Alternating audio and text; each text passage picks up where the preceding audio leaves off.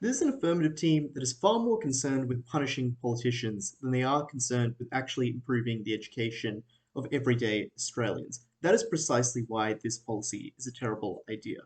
I'm going to make two arguments. Firstly, I'm going to explain why this will substantially worsen the quality of education, and secondly, why it will worsen the quality of politics writ large outside the field of education. But before that, an important clarification about the scope of this debate.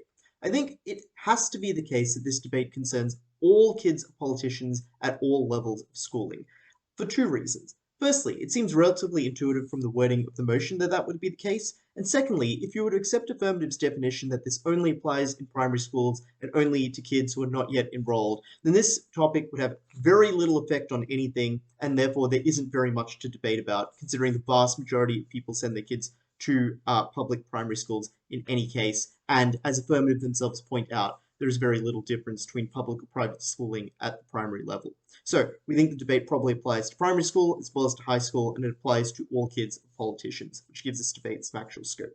Let's then move into the first argument about why this will worsen the quality of education for all students. The first thing I'd like to note is that the vast majority of politicians lack any capacity to change the way in which schools operate, which means that most of side affirmative's arguments about how this will improve education just cannot materialize in the first place. That is to say that the vast majority of politicians serve in local government, which has absolutely no control over schooling whatsoever. So these people couldn't change the quality of education even if they really wanted to. But secondly, the vast majority of control over schools is exercised by state departments of education, which means federal politicians probably have very limited levers in which to change the way schooling works, beyond, for example, some control over additional funding provided by the federal government. But thirdly, it would also be the case that, for example, politicians who are in opposition or not currently in control of government probably couldn't do much because they aren't in control of the government, as would, for example, politicians who don't have kids, who would have no incentive to or be no way affected by this policy. So this debate only affects a relatively small number of politicians. So any margin of change this team wants to point to in terms of fixing education has to be very limited for that reason.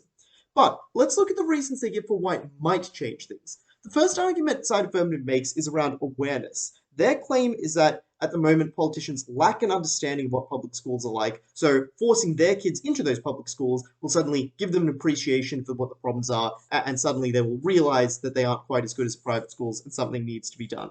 This doesn't make sense for a number of reasons. The first thing is that it is very likely that the children of politicians will just receive favorable treatment at these schools because teachers and principals are quite likely to understand that their parents are important and as a result give them better access to resources or an easier time than other students will. So they will have a distorted picture of what these schools look like. But secondly, these children will have a number of advantages that other kids don't. The fact that, for example, they have access to parents who are very well educated and can help them with their homework, the fact that they have access to lots of after-school help in the form of tutoring if they need it, the fact that otherwise, in every regard except for the school that they attend, they live in high SES privileged environments surrounded by other people from that environment, which radically changes the way in which you engage with education. Just having, for example, a safe home life, not being exposed to things like, for example, abusive family members, substantially increases the likelihood that you will succeed. And finally, we would note that it's probably bad that politicians over-index on the singular data point of their child's experience of public school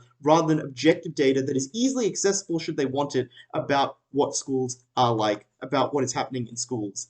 So, if it were the case that politicians wanted to access data about schools, obviously they could do so in the status quo, and there are many mechanisms to do so. This debate presumes that they do not want to do so. Does this change their incentive to engage with public schools? Because that is the second claim made by affirmative. We think not. Firstly, you have many reasons electorally to care about public schools or to read up on public schools and to design policy that is useful for public schools. Firstly, because you want to be re-elected and voters probably care about schooling. Secondly, because there are very few safe seats in Australia, for the reason that we have a preferential voting system and a large number of minor parties that contest even the safest seats for the major two parties. And secondly, we would just note that most politicians aren't evil and want schools to be good, so they probably have incentives to affirmatively seek out information and attempt to design good policy. The reason schools aren't perfect is because there are no easy fixes to complex problems, which is to say that there are probably things like resource constraints or trade-offs between different stakeholders, like, for example, teachers' unions and student interests, and, for example, budget constraints that the government might have, which mean that you can't just, if you put your mind to it, fix the education system. It's very likely that complex trade-offs have to be made. And we would note, for example, if the voters have a revealed preference that they don't want to fund education at the expense of, say, healthcare, which might be another priority of theirs, it is good that that preference is actually actualized. And this policy would merely have the effect of distorting politics in a way that causes politicians to over-prioritize education at the expense of other very necessary priorities that they should care about. So it's very hard for this policy to improve things, but there are many ways it could make it worse. They might over-index on their kids' experience. They might misalign with what voters actually want. Second argument, why is this bad for politics? We would note politics is not a super attractive profession because for people who are sufficiently talented to become politicians, they have a variety of better career options that are often higher paying, that don't involve being hated by the public, don't involve your every detail of your life being scrutinized. So you're already relying on a fair amount of altruism. This just makes their lives worse because for many politicians, they now have to make a trade-off between sacrificing, at least in their minds, the quality of their kids' education and their own career aspirations. And many parents really do just want what is the best for their kid. Or they're religious. For example, if you're a Muslim politician, you might deeply want your kid to go to a Muslim school because that is unlikely to be the kind of education you'd experience otherwise. Or you might feel the need to homeschool your kid because they have special needs. That is something you'd have to sacrifice. This just means that far fewer talented politicians will enter politics because they are unwilling to make those trade-offs. Because, for the reasons I've explained, it's not like you can just fix the education system. That is beyond your control. The far easier thing to do is just not try it in the first place. This matters because we need competent politicians. These people manage trillions of dollars. These people control the huge apparatus of government. This is a policy that relies on politicians being ignorant or malicious, which they are not. They are overall generous and talented people, and is one that has far more ways things can go wrong than that they can go right. Proud to oppose.